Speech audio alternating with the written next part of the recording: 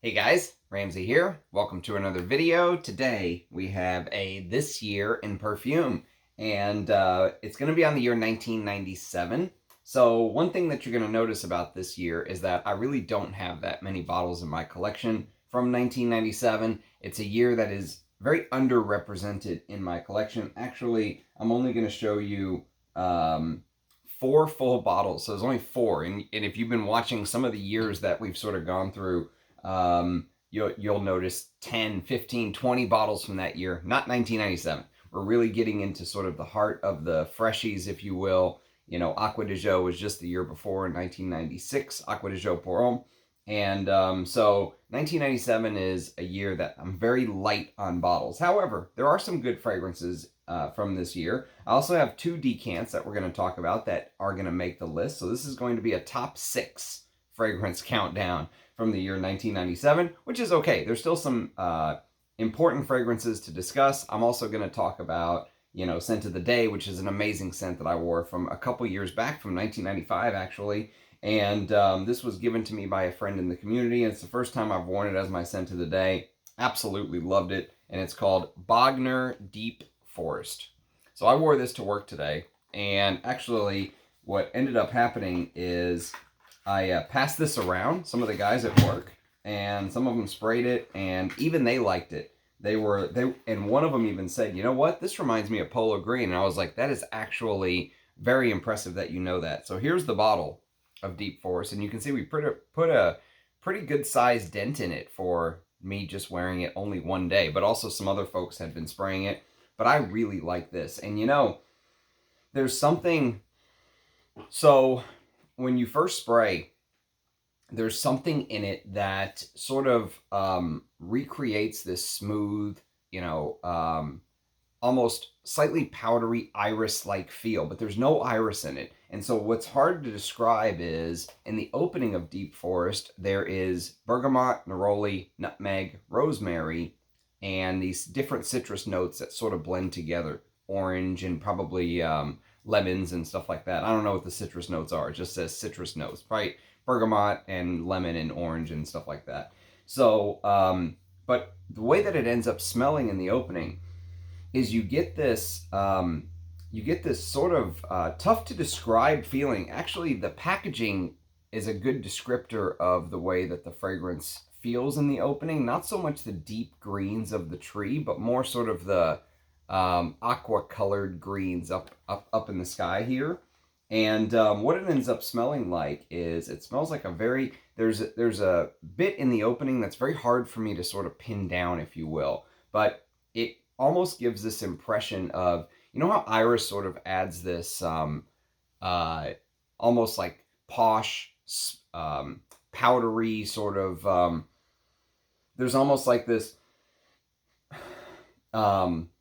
3D effect that iris adds to a fragrance, and you get that in here, but there's no iris. It's actually done with the neroli and the cinnamon and lavender and all that stuff. But in the background, you sort of get that polo green, forest, piney vibe, right? So it's mossy and piney, and that's why I think this picture does such a great job, because you can see the forest trees in the background, but really the fragrance feels like this color, because there's just something that's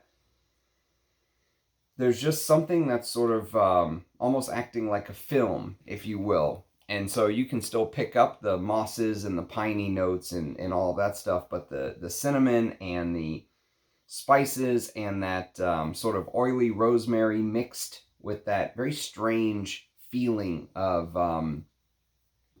this sort of iris feel, but there is no iris. So it's a hard fragrance to describe, but I really have enjoyed wearing it today. And again, this is only the first time I've worn it. I will get to know it better and ultimately do a full review on this. But Bogner Deep Forest, fantastic perfume. Really enjoy this. And now my heart is set on getting a bottle of Bogner Man one of these days from 1985. This is from 1995. So this was my scent of the day.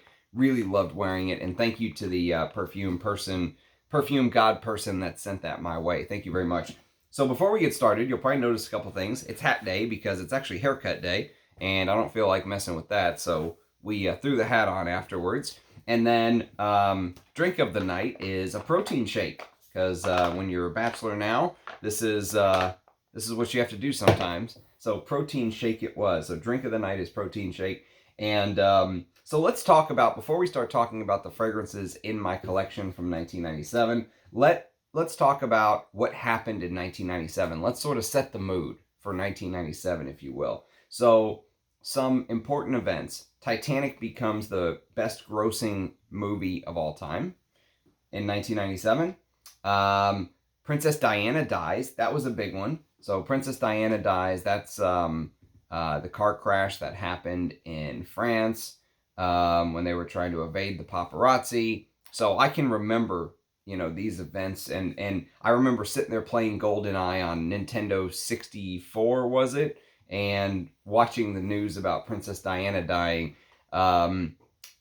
Deep Blue defeats Kasparov, so the IBM's Deep Blue computer defeats chess champion Garry Kasparov. Very first time a computer won a head-to-head with a world champion chess player at that point. Madeleine Albright becomes the first female Secretary of State. And what else happened in 1997? Microsoft becomes the most valuable company at $261 billion at the time. Mother Teresa dies. There is a little factoid that probably takes you right back to 1997. And let's see, what else? Oh, the comet Hale-Bopp? I can't remember exactly. Hale-Bopp passes by the Earth and becomes one of the most observed comets of the 20th century. And Hong Kong's sovereignty is passed from the British to China in 1997. So those were some just sort of popular events, pop culture, and what was going on in the world to sort of set the mood, if you will. So that was 1997 in a nutshell for me. So let's do this top six. So first of all, number 6 is a discontinued designer. And actually, for the most part, I've sort of really liked this line. But this one's a little tough for me to swallow, and you would think I would love it, but there's something in it that just seems a little off for me. It doesn't seem very well blended, especially the first hour or two when you wear it. The late dry down I like because more of the leather comes out and stuff like that. But I'll do a full review of this one day, but this is from 1997 from the house of Versace, and it is called Black Jeans. So Black Jeans is a sort of woody, spicy designer that Versace, they had this jeans line. I talked about green jeans a couple in the previous year's video, but this is, what's weird about this is it's kind of like it's classified, I think, as a leather fougere, okay? But it doesn't smell like any of the previous leather fougeres that you're probably thinking of in your head. And I think what makes it so strange is it's a leather fougere that they've tried to sort of use these notes like ginger and lemon vervain and stuff like that, these fresher notes at the time. And I think they tried to commit sort of this cardinal sin that never seems to work. And that's that they tried to be all things to all people. They tried to have this sort of modern 90s synthetic freshness in there with the ginger and lemon vervain, but they also tried to still have some of those old school notes that vintage fragrances that we love so much, and also Versace's older releases in the jeans line tended to have like tarragon, carnation, caraway, these sort of vintage masculine notes. It has all of that, and so I really feel like it's not it sort of tried to compromise, and it tried to be all things to all people, and it just didn't work. And you can sort of smell it in the opening. It just feels like a confused fragrance. It feels like it's like all over the place. And but I will say, if you can wait, if you can be patient, the dry down of this is very nice, because what ends up happening is more of the iris tends to come to the forefront, which I absolutely love that note. More of the leather, my favorite note of all time, comes forth in the base, in the dry down, but you really have to give it a good hour or two, in my opinion, before the fragrance really comes into its own. First hour is the worst to me, but it does sort of start to get away from that gingery, lemon vervain, mandarin orange opening, which just doesn't fit with the rest of the fragrance to me. That's why Black Jeans is number 6. I'll still do a full review one of these days, but not my favorite from the jeans line, I'll tell you that. So number 5. Number 5, we're going to a full bottle here, and this is one of the few Moschino fragrances I own in my collection. This is also discontinued, by the way. It was last marketed by Euro Italia. It's now completely discontinued according to Parfumo, and this is called Moschino Uomo. Now, if you'll notice, there's actually a question mark in the O. So it's actually Uomo, question mark. And so this is sort of a, this is actually a pretty good take on what a fresh, woody fragrance from 1997 can be. Because if you, the notes are actually on the back, because I actually have a tester bottle. And some of these notes will give you a perfect example. So, new Hedione, can't just be Hedione, has to be new Hedione, because this is 1997, remember. And so Hedione has a little bit of this jasmine-y, floral-like smell, but Hedione's claim to fame is that it was supposed to be like an attractant. And similar to the scent of jasmine, it was discovered by Firmenich. Fragrances like Dior's Eau Sauvage from 1966, the original Eau Sauvage, used Hedione. It's probably the most famous use of Hedione in perfumery, because I know people that used Eau Sauvage, movie stars, Steve McQueen, and the other big shots, really claimed that Hedione, or, you know, the Hedione in Eau Sauvage, is one of the reasons why they were able to get so many girls. And there were studies done that said that it is a natural attractant, that, you know, and fragrance houses like marketed that, you know. But this is not just Hedione. This is new Hedione, because it's 1997. Transparent coriander, again, 1997. Can't just be coriander. It has to be transparent coriander, because everything's about fresh. Kumquat, golden Chinese orange, cyclamen, cinnamon leaves, and clary sage in the heart, with a base of cedarwood, artemisia, new amber wood, again, not just amber wood, new amber wood, and my favorite note in here, sunlight accord. Yes, a sunlight accord, because this is 1997. Everything's fresh. Everything. I could just imagine some focus group sitting around like a giant, you know, square table in the conference room somewhere, and they're going, can we get a dictionary and look up all the different ways of doing fresh? What else is fresh? Ah, yes, transparent. Let's do transparent coriander. And sunlight accord, yeah, because that's fresh and clean. But to be honest, I mean, this fragrance is, it's not that bad. You know, it opens up kind of citrusy, and it's, the kumquat makes it different, is the thing about this perfume. So, for me, I will review this one of these days. Not my favorite Moschino, I'll tell you that right now. I would much rather wear, Moschino has a leathery fragrance, which I actually really enjoy, and I've talked about it on the channel. It's called Moschino Homme. That's from the early 90s, I believe. And so I'll take Moschino Homme over Moschino Lomo, but this is still a pretty good fragrance for what it is, especially if you like these type of woody, it sort of dries down to a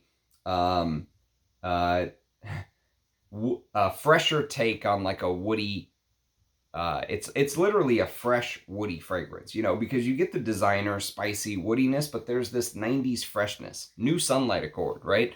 And so I think it's a pretty well-made designer for what it is. Not my favorite style of designer, but I enjoy it. So that's Moschino Uomo from 1997 at number 5.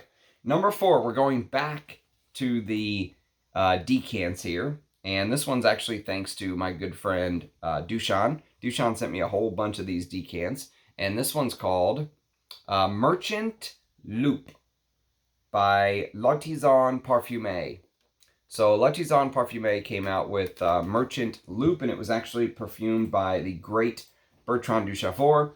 And I've got it right here. This is actually sort of a spicy, woody scent that leans slightly gourmand. But I'll tell you what, if you're a fan of hazelnut, so for example, if you were interested in something like Les Indemodables new patchouli, noisette, patchouli noisette, right? The noisette is the hazelnut. And the hazelnut in here is actually very well done. I have yet to smell patchouli noisette. I'd love to one day, but Bertrand Duchaufour made Merchant Loup in 1997, and it's sort of it opens up with a licorice note. And I know I said that Black Jeans has this weird licoricey feel, which I actually didn't care for as much. The licorice note in the opening of Merchant Loup is actually spot on. As usual, Bertrand Duchaufour knocks everything he does out of the park. The only downside that I have with Merchant Loup is that it's a little bit sweet. But it is supposed to be a gourmand. It's licorice and pepper in the top with hazelnut, chestnut, and hazelnut wood in the heart. So they're really focusing on that hazelnut accord. And then a base of guaiac wood, honey, cedar wood, tonka bean, and myrrh. And so it's sort of a semi-gourmand. The reason I say semi is it's not super sweet. It's not sugary, powdery. You know, it's not that ultra sweet feel. Like if you watched my review from yesterday on Absolute Aphrodisiac from Initio, I said it's like getting a Costco-sized thing of sugar and dumping it in there. This is not that. So even though this is a gourmand, this is a well-executed gourmand. It's woody, it's spicy. I don't know if I would buy a bottle of Merchant Loup. If I did, I'd have to get it at a really good price.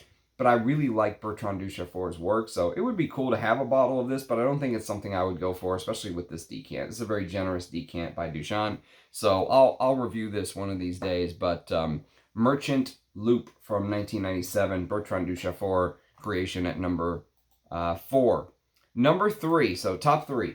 So we're getting into the big hitters from 1997 as far as I'm concerned, and they're all sort of fresher fragrances, if you will. So my good friend Rich Mitch from across the pond actually reviewed this within the last week or two, I believe. And this is from the house of Christian Dior. The older bottles actually say Christian Dior right here. The newer ones just say Dior.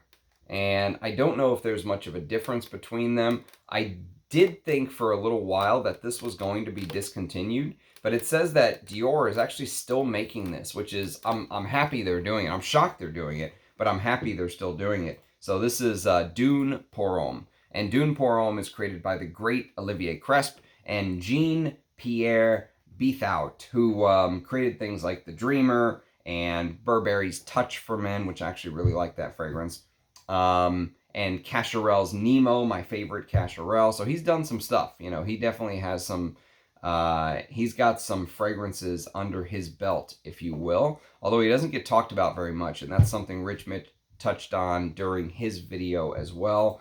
But they sort of teamed up, and Olivier Cresp created this Dune Parfum. And for me, this is probably one of my favorite fig-based perfumes, especially for the summer. It's absolutely brilliant. It's fresh, it's green. You get the greener parts of the fig leaf. You get both the fig leaf and the fig tree bark. So just like with Merchant Loup, how Bertrand Duchaufour sort of focused on both the hazelnut and the hazelnut wood, Olivier Cresp with Dune Parfum focused on the fig leaf and the fig tree bark.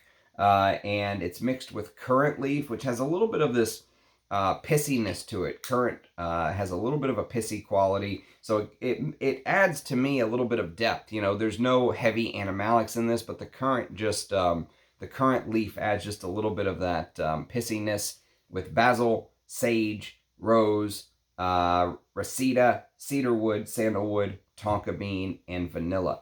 And it's a really nice fresh green take. If you want a full review, go check out my brother Rich Mitch's full review that he just did on his channel. One of these days, I will review this as it deserves to be reviewed. It deserves more love than it gets in the community. It's perfect for somebody that, and remember, this is a Dior fragrance.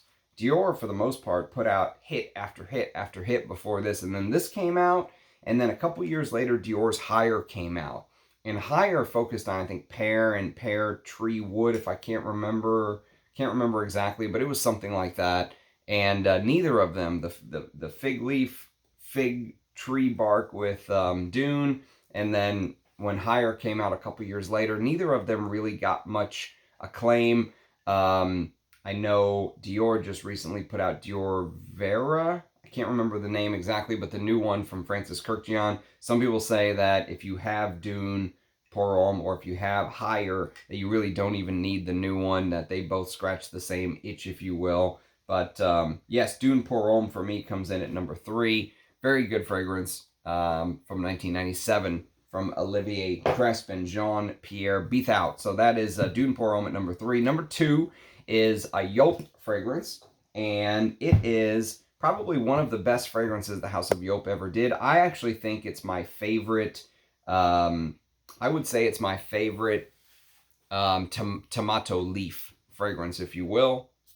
And this is What About Adam at number 2. So What About Adam, and this is the 75 ml. Yeah, this is a 75 ml bottle. I think they also make 125. Oh, it's perfect tomato leaf fragrance. I think this is the best tomato leaf fragrance for me. I also really like Trussardi's L'Uomo, not Uomo, but Trussardi's L'Uomo, which made an appearance, I think, a couple videos back in the this year in perfume list. Oh, it's so tart. This is a very tart green, you know, with that tomato leaf opening. It has sort of this distinctiveness to it. You know, tomato leaf may seem like a sort of strange note to outsiders looking in, but tomato leaf can have this sort of earthy green, almost viney like feel. You know, if you ever looked at the leaves and you can see sort of the veins in the leaf, right? Tomato leaves have this fresh, ripe smell. Like imagine being in a garden, right? And sort of smelling the fresh, the freshness of the leaves. You get that in this fragrance, along with beautiful citruses, fresh mint, and blackcurrant. And I love the smell of blackcurrant, especially when it's done well. Here it's done beautifully, and then to top it all off, it's mixed with cedarwood and sandalwood, geranium and lavender, vanilla, a little bit of vanilla, just a touch of sweetness. It's not a sweet fragrance. It's actually a very tart, sour, bitter fragrance in the opening. But as it dries, a little more of the fruits come in. When the grapefruit comes in, it's almost like, have you ever had grapefruit and you just put a little bit of sugar on it because it's too sour, you know? That's the feeling of the way that the grapefruit comes in. It's that contrast between the slight sourness of the grapefruit and also sort of the sweeter, fruitier side of the blackcurrant, mixed with a little bit of that vanilla and vetiver, labdanum, and then old school oak moss. But this is,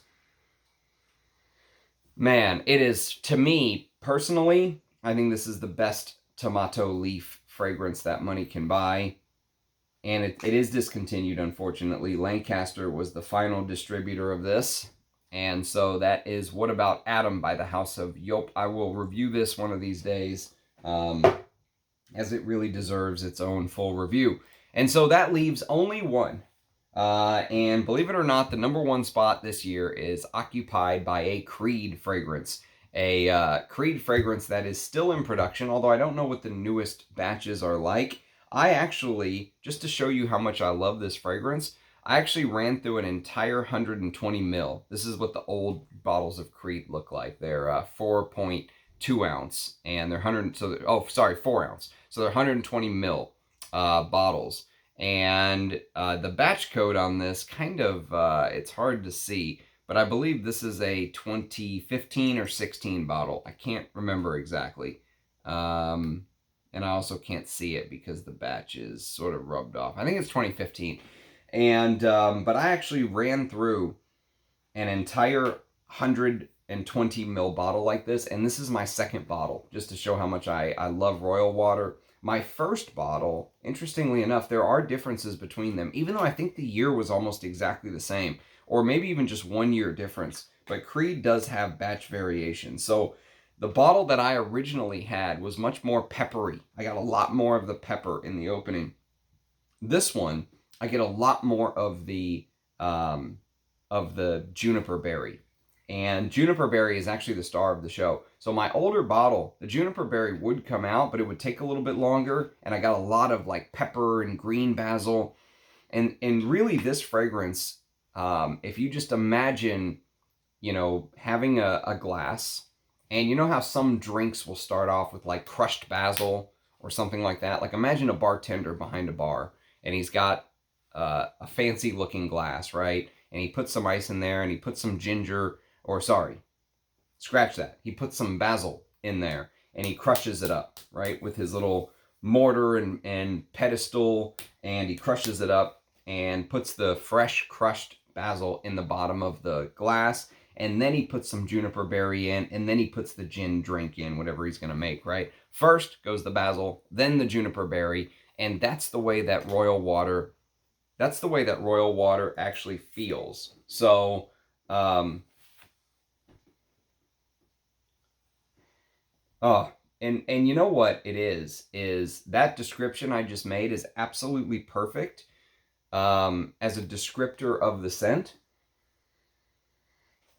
But the thing about it, if you've ever seen pictures of juniper berries, and if you look up the pictures of the juniper berries themselves, they have these almost blueberry looking berry.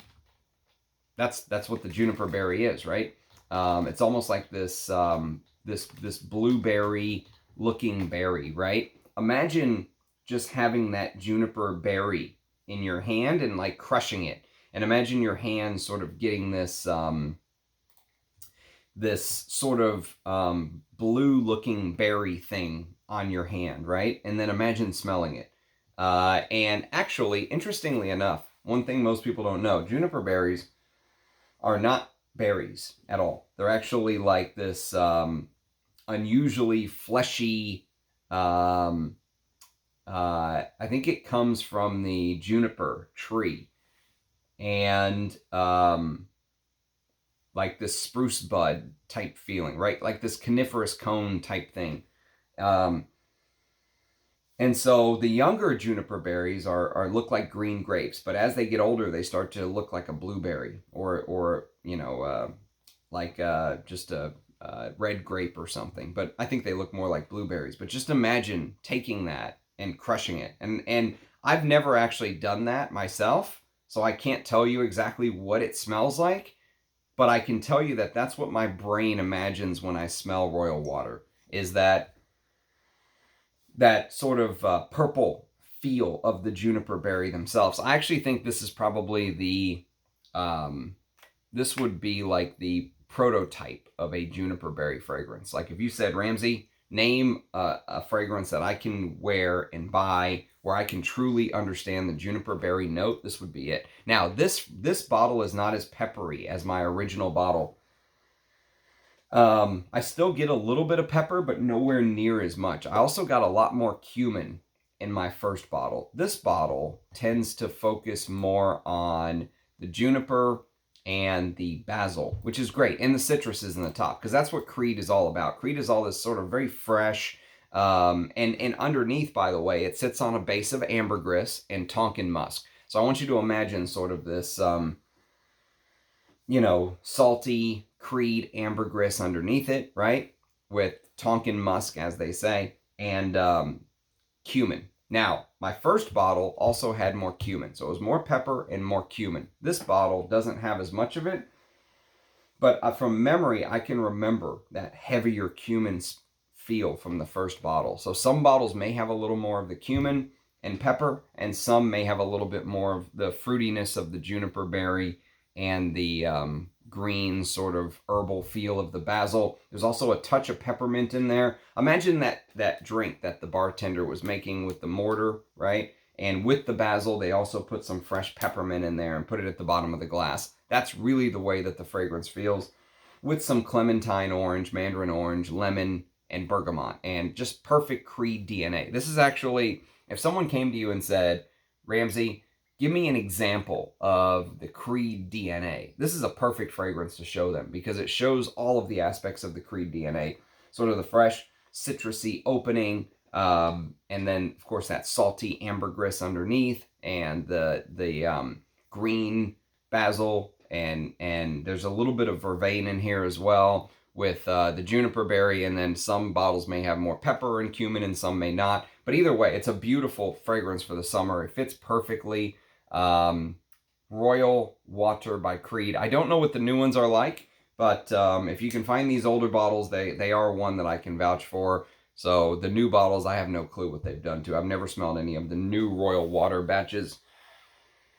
But beautiful fragrance for the high heat. And this is one where you can really sort of spray away the citruses and the juniper, and everything is just so, it's just so effervescent and fresh and bubbly. And just imagine looking at that glass that I was talking about earlier from the bartender and seeing all of the you know, the basil, the peppermint, the juniper on the bottom of the glass through the ice cubes. Like, imagine looking through the ice cubes and seeing sort of the distortion in what's at the bottom of the glass. That's the way the fragrance feels.